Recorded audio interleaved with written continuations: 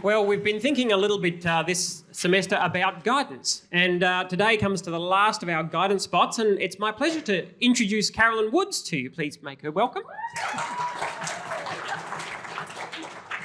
Now, some of you will know Carolyn. Carolyn's been serving at SMBC this semester as a fellowship group leader with Jansen Condren's group, which has been a great blessing. Carolyn studied here a number of years ago. Oh, a long time ago. Quite a few years ago. 1989-90, which was a great year, the year of Anthony Bramall as well. So there you go. That's exciting.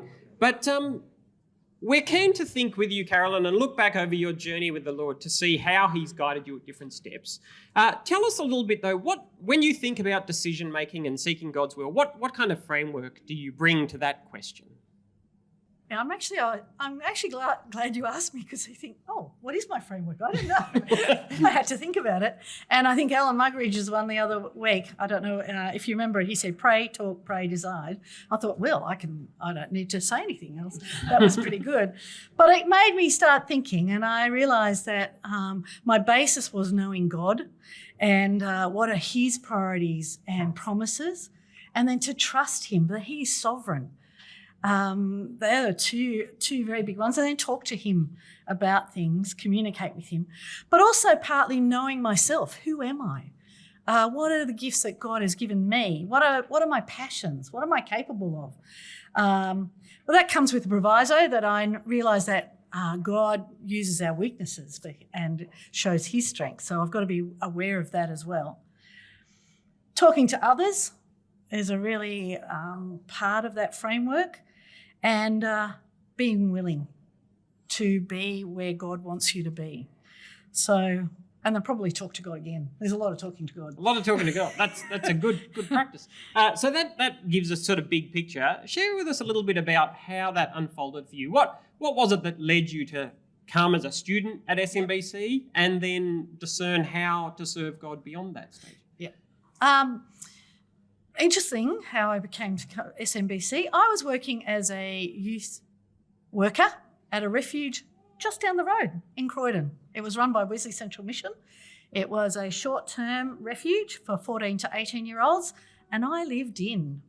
That was hard yakka. And by the second year, I thought, oh, man, how am I going to do this?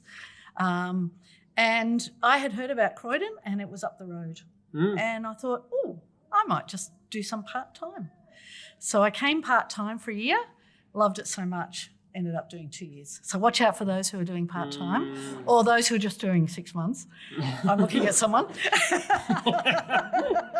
Watch out. Now, in God's eyes, I don't know. It was just available. So it was something I wanted to learn more about God. I was a Christian, obviously, and I wanted to know more about the Bible. So I loved it. Yeah, it was great. Yeah. And next steps after SMBC, how did you Yeah, now that was an interesting one. At that time, I had met my then husband, sorry, I gave it away. This fellow who happened to be a lawyer. And anyway, we went out for the whole 2 years of Bible college, and at the end of it, I really didn't know where it was going to go. We didn't know. And I was thinking seriously about going overseas, but he was a lawyer. He was doing medical negligence, and that meant being in Australia, and I'm thinking, I don't know. So some of these things came to play, but as it turned out, I did say yes. He asked me, and I did say yes. But I think apart from that framework, my foundation has always been that I'm God's servant and his person. And so he's saved me for that service, and he has works prepared for me, which is in Ephesians, and that was the basis of my life. So the idea was, where can I serve him where I am? You imagine lots of people don't have the choice to decide how they're going to serve or ways to serve God. It's whether they're going to just be a follower. You think of many people in the world around us who don't have that choice. There are women in Muslim worlds who are married to a Muslim man who haven't got a choice about how they serve. They need to just follow Jesus. So I think that's a really important foundation, that I am where I am to be God's person. So I ended up, Stephen, amazingly, became a barrister, and we decided that I didn't need to work, although I did do some full-time work. I was a children and youth worker at Annandale, and then we moved to the Shire, God's own country, and we went to the local church, and then Stephen, we decided I didn't need to work for money, so I then volunteered time for many years. For many years, we didn't have children. We struggled to have children. So there are different seasons in life as well, isn't there? So there are seasons when you're single, it's different to when you're married, because you can take in two people's thoughts in the whole scheme of what God wants you to do. Then there might be children, and that's a whole other decision-making thing. I am now coming to another phase in life. So at each of those phases, I guess you've kind of yes had various limitations, various opportunities, and you've sought to kind of, how can I serve God at this phase and in the way here? And you've served in lots of different settings, or lots of different ways, I guess, in the settings that you were in. Yes, so most of mine has not been paid. It's been, so I have led Bible studies, I've been a youth person. We ran Bible studies for youth people. I started ESL at church because that was a need, and I loved it. And so there's many, many things. We're part of the Missionary committee at church, so I've been very involved in that. So at every point, I just looked around and saw, well, what am I capable of? What does God want me to do? But we had a situation 5 years ago where my husband got sick very suddenly, and he had a brain tumour, and he died 7 weeks later. Anthony mentioned him in his sermon. He was a very generous man, and so that started a new phase for me.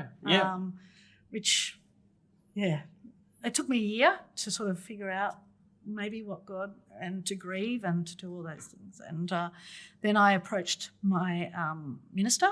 I still had 2 boys at home. And I approached him and said, do you want me? But I think I need to be paid, I said. Partly for my own sake, but also for the congregation, that they knew that I was actually on staff. And so I've been working part-time at Missionary as the Belong ministry leader. And I imagine that everything that I've experienced and done has come in partly into fulfilment for that position. So it's been a lovely 5 years, but I'm now thinking, what's next? So I'm not sure. I have no more major ties. So I'm just doing all those things, trusting God, knowing God, talking to him, knowing myself, talking to others, and talking to God again. Yeah. So it's a wonderful picture, I think, to look back over your life. God's given you these different opportunities to serve him, and you've taken different steps at different times. Yes. And it reminds us, I guess, the task of guidance, really, it's not a once-off thing, is it? It happens over and over again. We have to keep choosing to seek God and seek his leading. Yeah. And yes, that's wonderful. Well, we'll pray. We're excited to see where God might... Yeah, well, the part of it is being here this year. Yeah. It's out of the Shire. I stepped over the bridge. But it's also out of the Anglican little bubble that I've been in for a long time. And I've been thoroughly enjoying it. So wonderful. Thank you. Well, we're very glad to have you here. Thank you very much. Thanks. And thanks for sharing.